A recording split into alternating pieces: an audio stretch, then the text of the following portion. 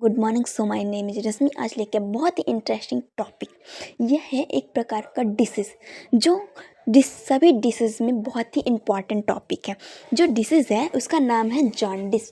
Jaundice एक ऐसी condition है जिसमें बिलिरुबिन का लेवल इंक्रीज हो जाने के कारण skin and sclera yellow colour का दिखाई देता है। अब स्क्लेरा बोले तो जो आँख के अंदर वाइट कलर का जो पार्ट होता है उसे हम स्क्लेरा बोलते हैं। ओके, यदि किसी व्यक्ति का शरीर स्क्लेरा येलो कलर का दिखाई देता है तो उस व्यक्ति के शरीर में बिलिरुबिन का लेवल इंक्रीज हो जाता है, जिसे हम क्या बोलते हैं, जॉन्डिस बोलते हैं। ठीक है ना। हमने अभी बिलिरुबिन का यूज किया। बिलिरुबिन एक्चुअल में होता क्या है, तो यह येलो कलर का होता है। यह आरबीसी का एंड प्रोडक्ट होता है।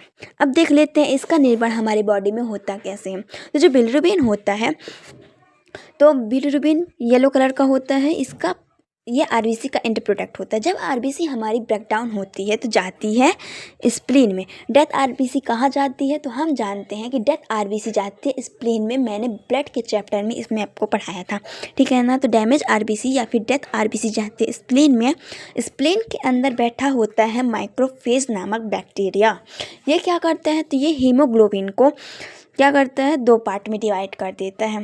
ठीक है ना। हीमोग्लोबिन को दो पार्ट में डिवाइड करेगा तो हीम तथा ग्लोबिन में कन्वर्ट होगा। ठीक है। जब ये हीम और ग्लोबिन में कन्वर्ट होगा तो ये हीम पार्ट को ऑब्जर्व करता है और ग्लोबिन को छोड़ देता है। ले भाई, मैंने तेरे को छोड़ दिया। ठीक है ना। अब ग्लोबिन क्या करता है, तो ग्लोबिन को ये फिर से दो पार्ट में डिवाइड करता है, फिर आयन बनाता है, फोरफाइन बनाता है। ये आयन को ऑब्जर्व करता है, फोरफाइन को छोड़ देता है। फोरफाइन जब छूटेगा तो क्या बनाएगा, बिलीवर्डिन बनाएगा। ठीक है ना। यही बिलीवर्डिन के कारण ही बाइल ग्रीन कलर का दिखाई देता है। ये फर्स्ट पॉइंट, इंपॉर्टेंट पॉइंट है। ठीक है ना, इसको नोट कीजिएगा। ठीक है ना। यही बिलीवर्डिन जो होता है तो अनकंजुगेटेड बिलिरुबिन का निर्माण करता है, जो नॉन वाटर सॉल्वल होता है। ये जो वाटर में सॉल्वल नहीं होगा। ठीक है ना। अभी तो हमको मिल गया अनकंजुगेटेड बिलिरुबिन। अब हम कंजुगेटेड बिलिरुबिन को कैसे प्राप्त करेंगे, तो जो हमारा अनकंजुगेटेड बिलिरुबिन जो होता है तो लीवर में जाता है। ठीक है ना। लीवर में प्रेजेंट होता है यूजीटी एंजाइम। इसका फुल फॉर्म होता है यूरिडीन डाइफास्फेट ग्लूकुरोन ट्रांसफरेज। ठीक है ना। तो ये क्या करता है, अनकंजुगेटेड बिलिरुबिन जो होता है तो ग्लाइकोरोनिक एसिड से बाइंड करता है और कंजुगेटेड बिलिरुबिन का निर्माण करता है।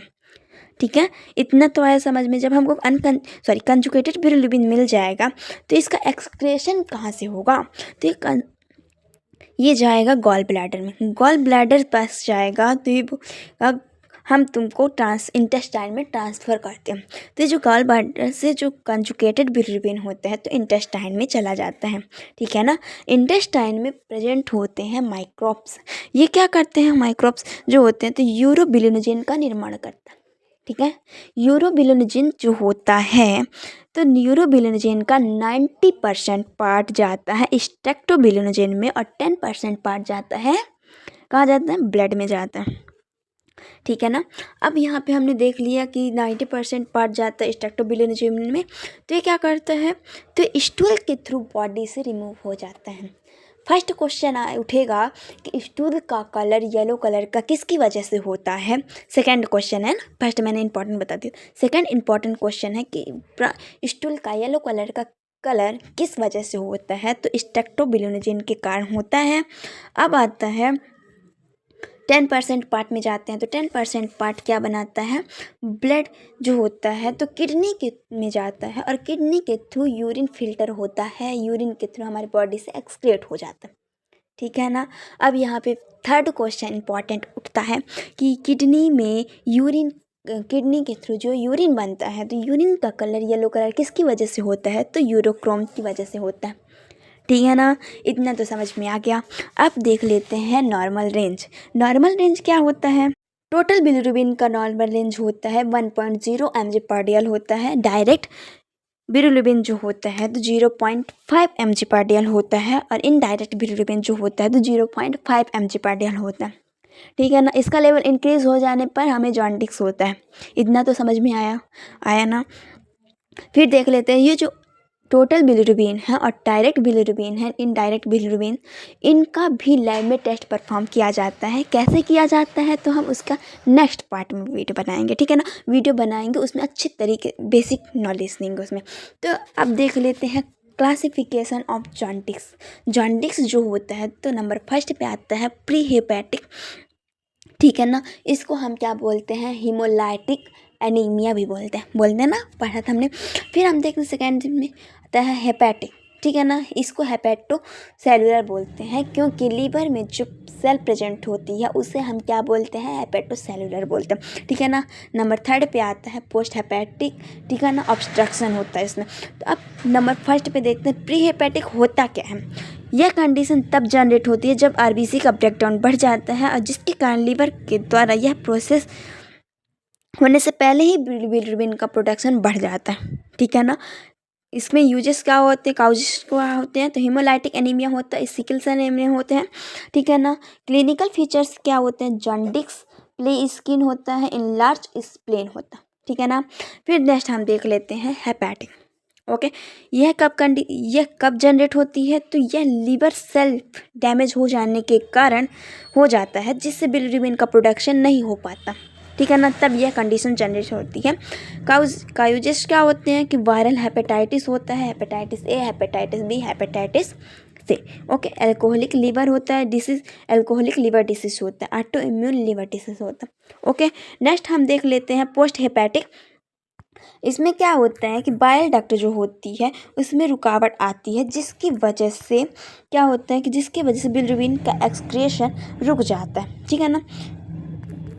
इसकी वजह से बिलिरुबिन का एक्सक्रेशन रुक जाता है। काउजेस क्या होते हैं, तो गॉल स्टोन होता है, बाइल डक्ट ट्यूमर होता है।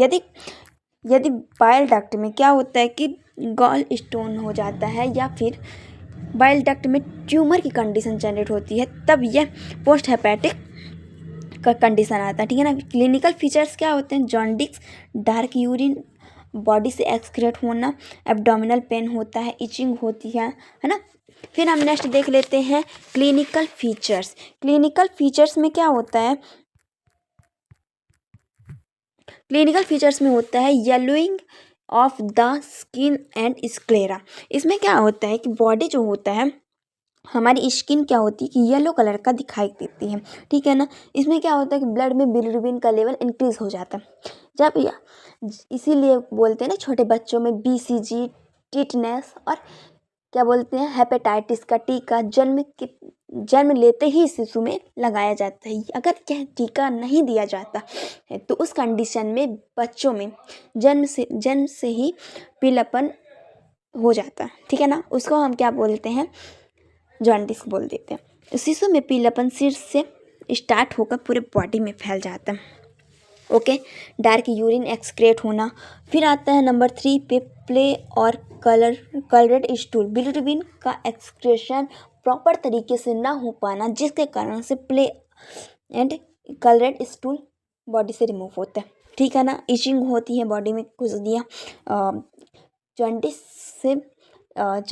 से जो पेशेंट होते हैं उसमें इचिंग की कंडीशन जनरेट होती है। वीकनेस भी होती है एंड अदर सिम्टम्स भी होते हैं जैसे एब्डोमिनल पेन हो गया, है ना।